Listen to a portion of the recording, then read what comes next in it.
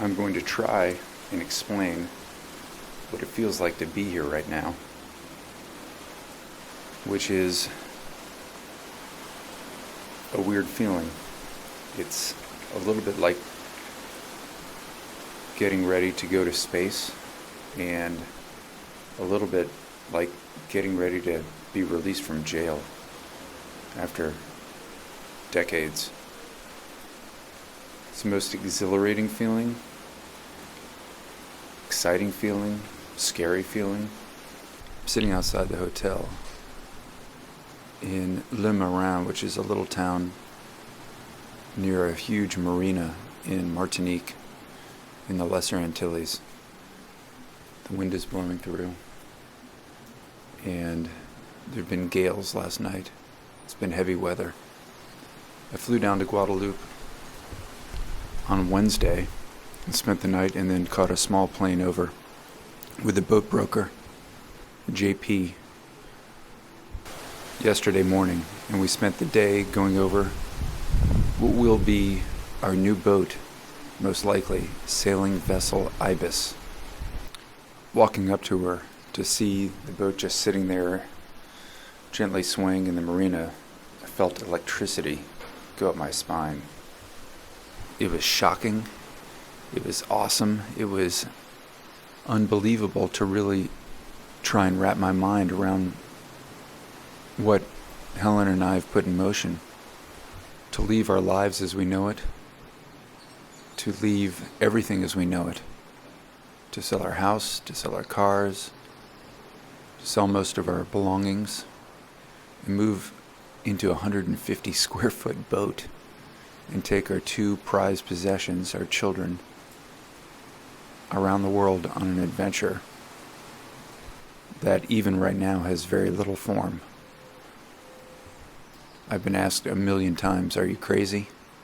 And rightly so. People have asked, are you unhappy with things? Do you not like your job? Do you not like your house? Do you have cancer or something like that? And the answer is no, I don't have cancer. We don't have cancer. There's nothing wrong. We love each other. We're extremely happy. I absolutely adore my job. We have the best house I could possibly imagine. But that may be the part of the problem. And so it seems that they're really two different people. People who understand that we need to be tested in life, and those who simply don't. There's no right or wrong way, of course. But for us, this is the most amazing way to test ourselves. It is not just testing, it's building and cultivating resistance. It's building and cultivating resilience. It's exposing ourselves and others to the whole palette of experiences and cultures and flavors that have been put on this planet. It seemed growingly insane to simply think that eating one dish for your entire life would be okay. And that's essentially what we built for ourselves, an extremely wonderful dish that we would have to eat over and over again. The hardest thing, of course, will be leaving our friends, people who have made our lives extremely rich, who've taught us tons and tons of things, taught us to be better people, more interesting people. Some of the people I've had some of the best conversations in the world with, we'll be leaving. And we'll be taking our children away from their friends, away from their pets, away from what is normal and usual and comforting. And we'll be throwing them and us into an extremely unsettling, scary, dangerous sometimes life. But at the same time, we'll be trading for a sense that every day when we wake up, we'll be in a new environment, a new place, new people to meet, new troubles to solve, new things to observe, flavors to taste, vistas to see, new sunsets, new sunrises, every day. And so what may appear to be insanity to some appears to me the only rational search for truth that could be.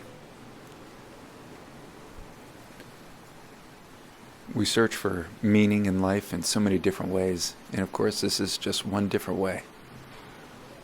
Whoever's listening to this may understand that in their own lives there are different ways that are entirely appropriate and right for them. But if we're truthful with ourselves, we know when life is stagnant. We know when we're not learning like we used to. We know when we're not stressed in a positive way like we once were.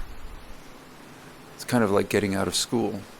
It feels good because you get to do what you want, but at the same time you realize your brain is going to start resting.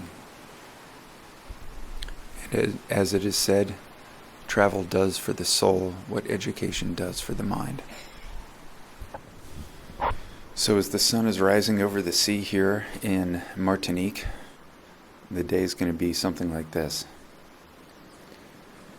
Meet JP for breakfast, have a quick bite, head on down and meet Dave Huffman, our surveyor, who yesterday stuck his nose in the smallest places I have ever seen on a boat, in his flashlight and his thermometer and his finger, and he tasted fluids and patted and prodded and rubbed on things and knocked on things. He's done essentially a full physical exam over one day, and I can't imagine he's got more to do. We've hoisted him up into the rigging. We've put him in the bowels of the boat. He stuck his finger in every hole and crevice there is, and he's still smiling, which makes me smile. So today we meet and we haul the boat out of the water up into a crane to expose her underbelly, and he'll walk around and tap to see if there are any hollow spots or delamination.